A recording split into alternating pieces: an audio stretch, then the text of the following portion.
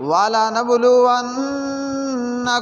بِشَيْءٍ مِّنَ الْخَوْفِ وَالْجُوعِ وَنَقْصٍ مِّنَ الْأَمْوَالِ وَالْأَنفُسِ وَالثَّمَرَاتِ وَبَشِّرِ الصَّابِرِينَ الَّذِينَ إِذَا أَصَابَتْهُم مُّصِيبَةٌ قَالُوا إِنَّا لِلَّهِ وَإِنَّا إِلَيْهِ راجعون۔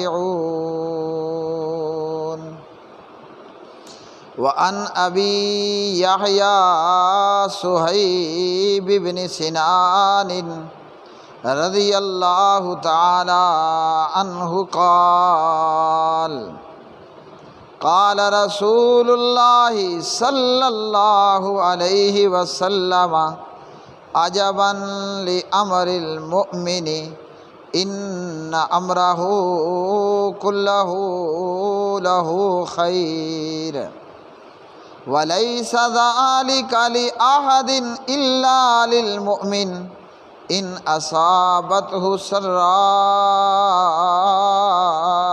شکر فکان خیرا لہ وان اصابتہ ضراء صبر فکان خیرا لہ رواہ مسلم۔ اللہم صلی علی محمد وعلى آل محمد كما صليت على إبراهيم وعلى آل إبراهيم إنك حميد مجيد۔ اللهم بارك على محمد وعلى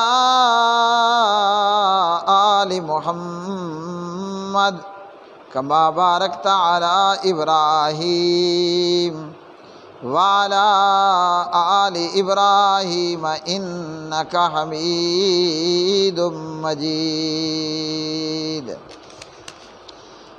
رب اشرح لي صدري ويسر لي أمري واحلل عقدة من لساني يفقهوا قولي۔ اللهم إني أسألك من خير ما سألك منه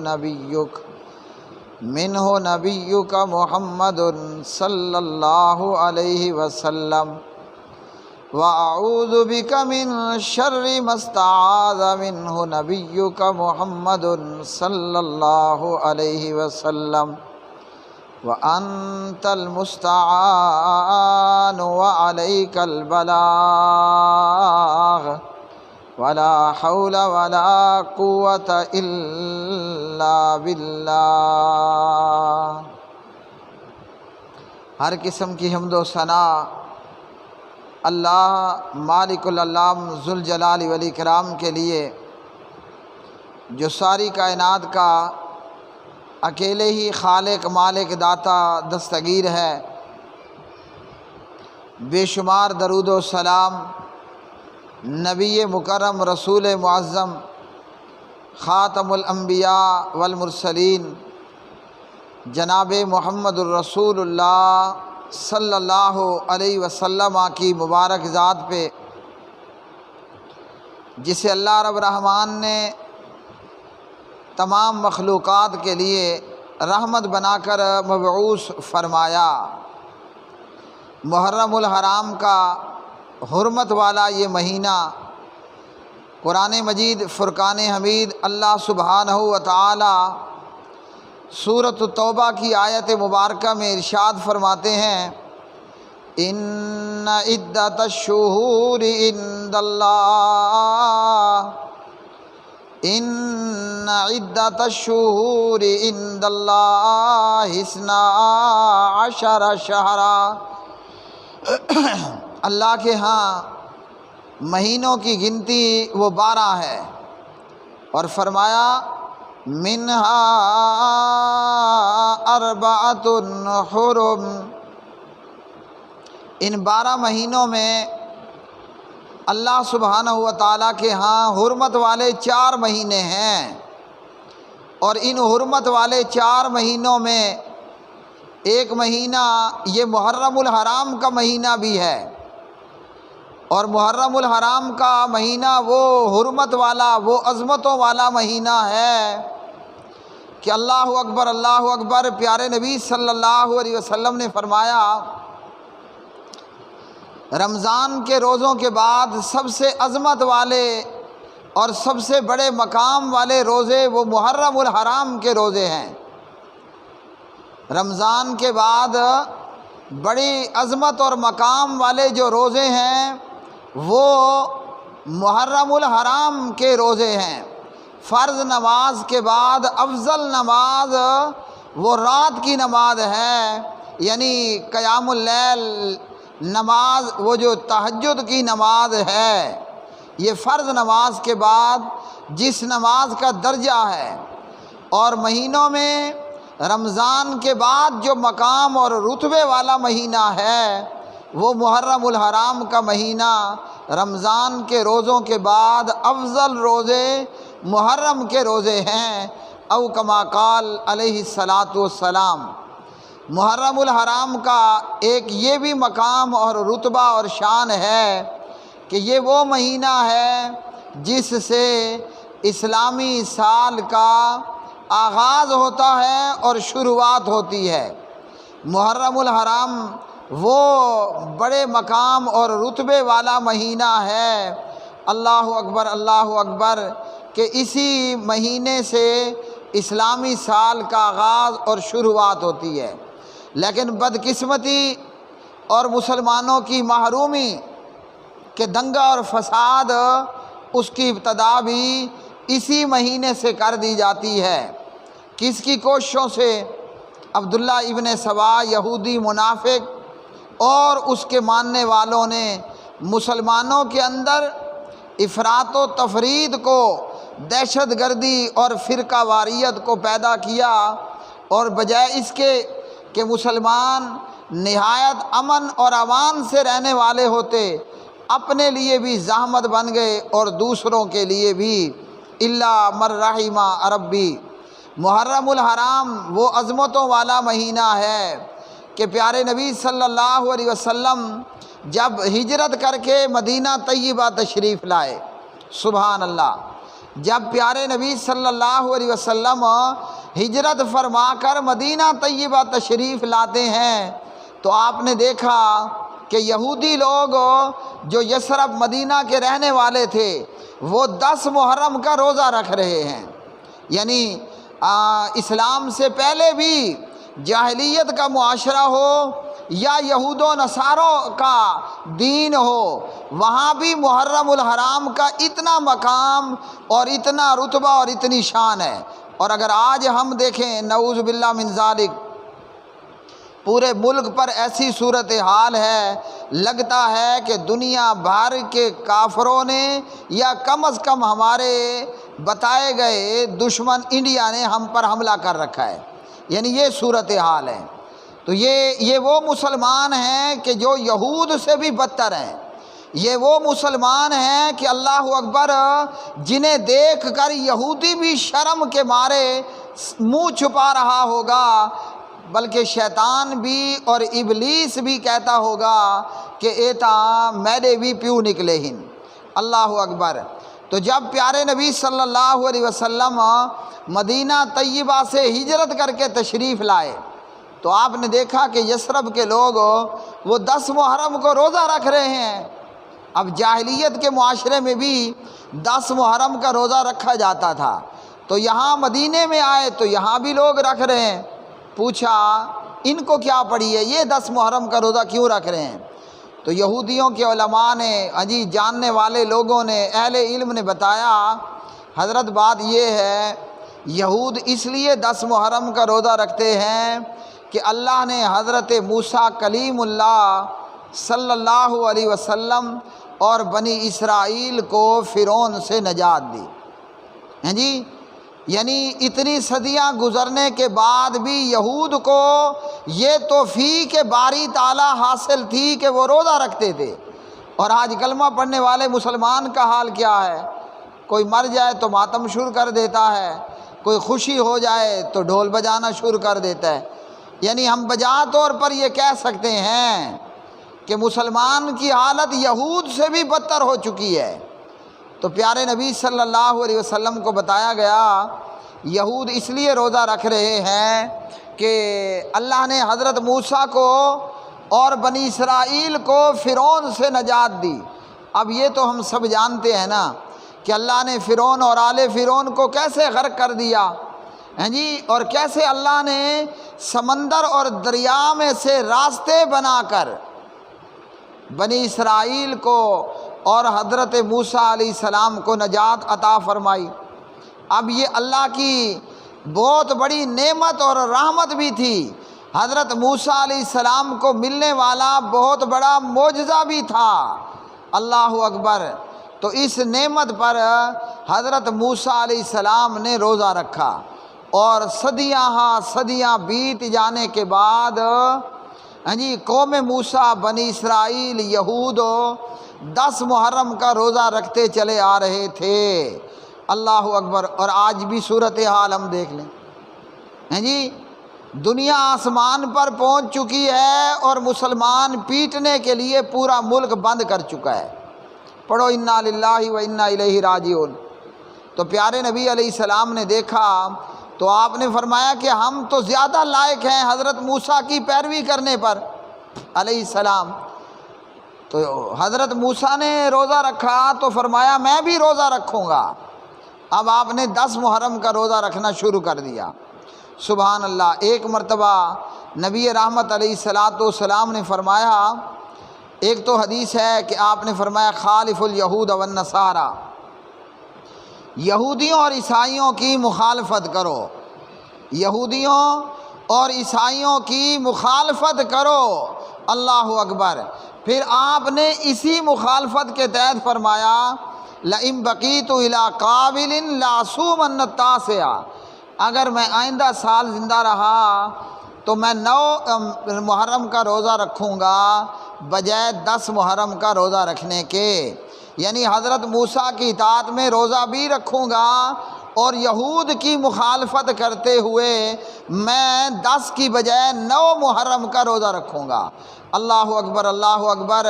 تو پیارے نبی علیہ السلام محرم الحرام میں کیا کرتے تھے؟ ایک تو فرما دیا کہ محرم کے روزے رمضان کے بعد افضل روزے ہیں۔ اب بھائیوں اور بہنوں، اس سے ہمیں یہ تعلیم حاصل ہوئی ہم نے محرم میں کرنا کیا ہے۔ شیطان نے تو ہمیں یہ پٹی پڑھا دی نا کہ مارو پیٹو جلاؤ گھراؤ رو دھو، ہیں جی، اور سنی لوگ کیا کرتے ہیں، گلی محلوں کے اندر پانیوں کی سبیلیں لگی پڑی ہیں۔ اللہ اکبر۔ بندہ پوچھے حضرت مولا حسین علیہ السلام کا 3 دن پانی بند رہا بقول راویان، ہیں جی، اور جناب حضرت عثمان کا تو ہفتوں پانی بند رہا۔ تو کیا یہ پانی کی سبیلیں لگانا یہ نبی رحمت علیہ السلام کی سنت اور طریقہ ہے؟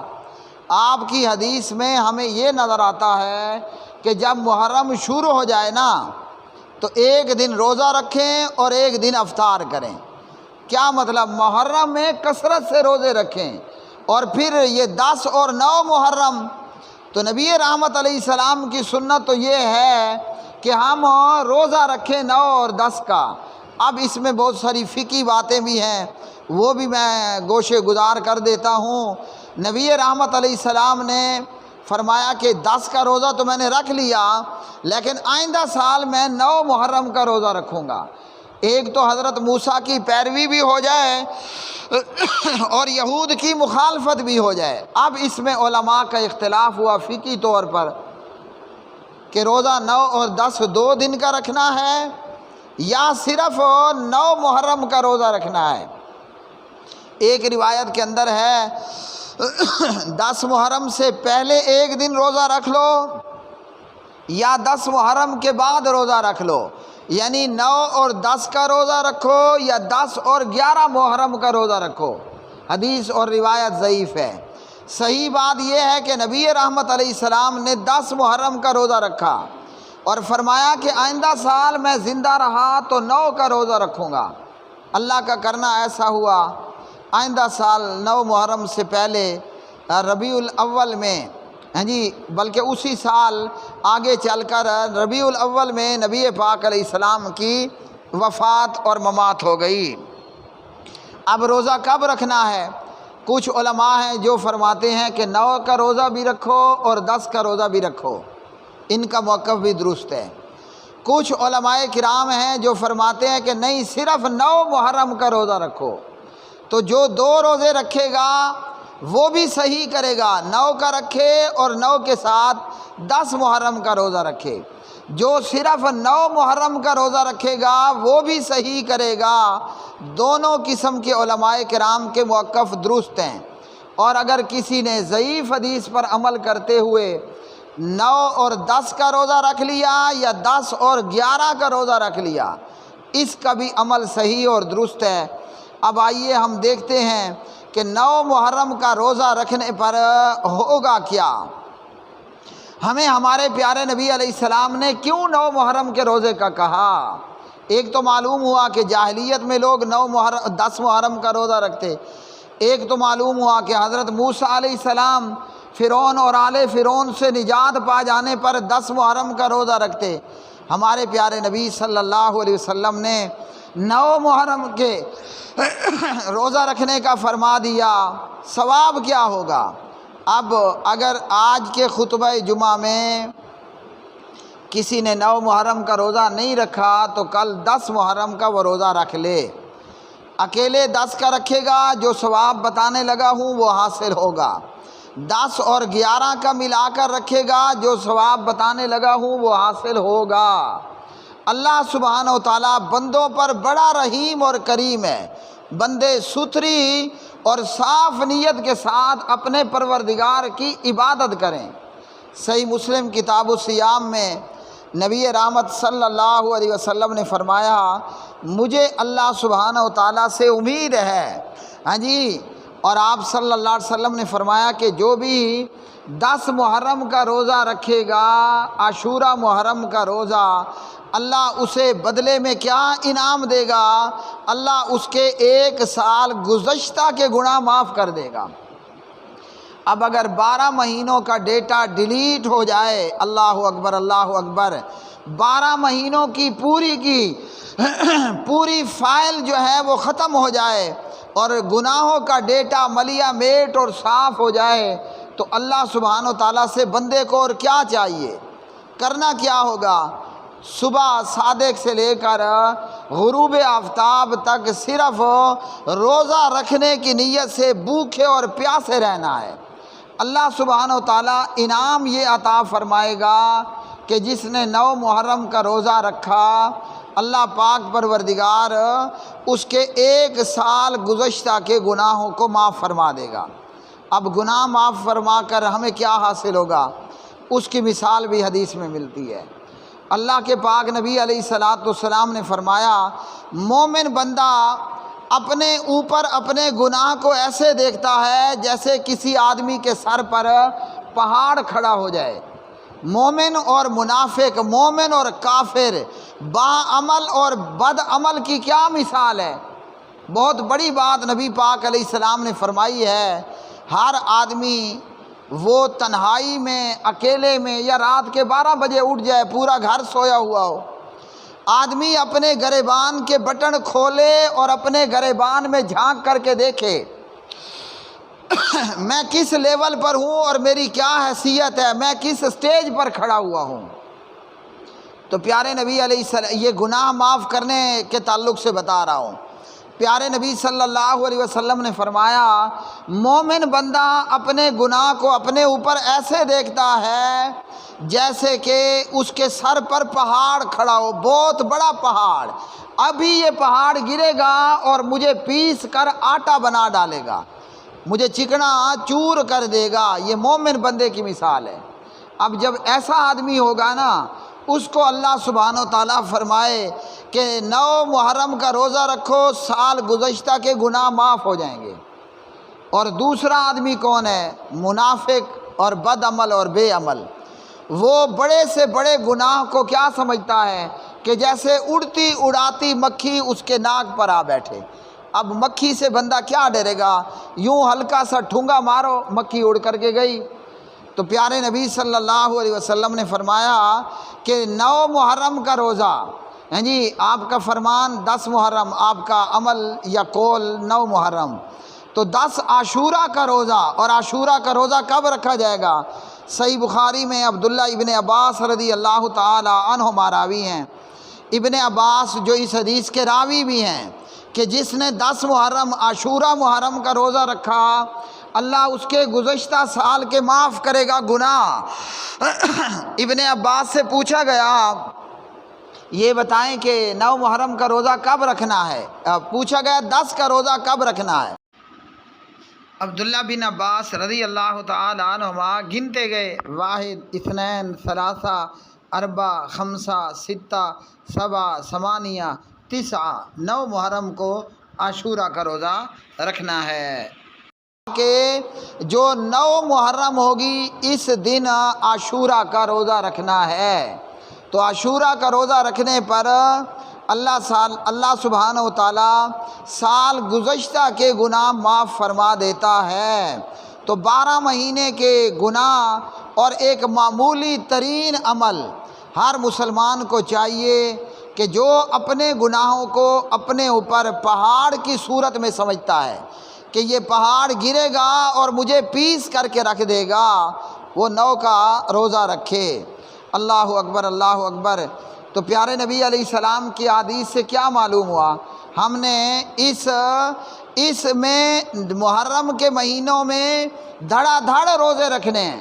جو زیادہ روزے رکھے گا زیادہ بڑا ثواب پائے گا اور گناہ معاف ہوں گے، نہیں تو کم سے کم درجہ یہ ہے کہ آدمی 9 محرم کا روزہ رکھ لے۔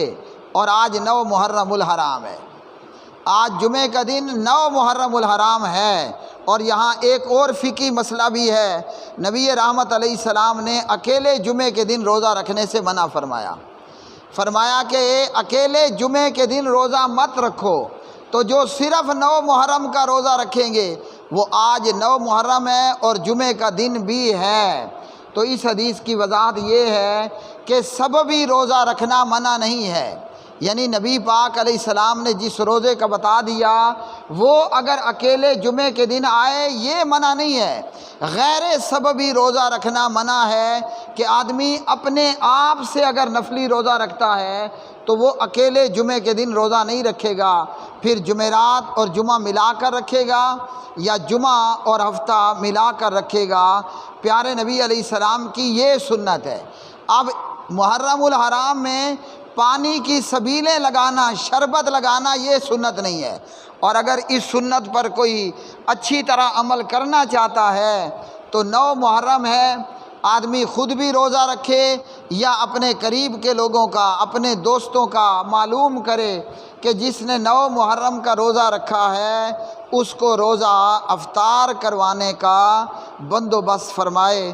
اقول قولی ھذا استغفر اللہ لی ولکم ولسائر المسلمین والمؤمنین۔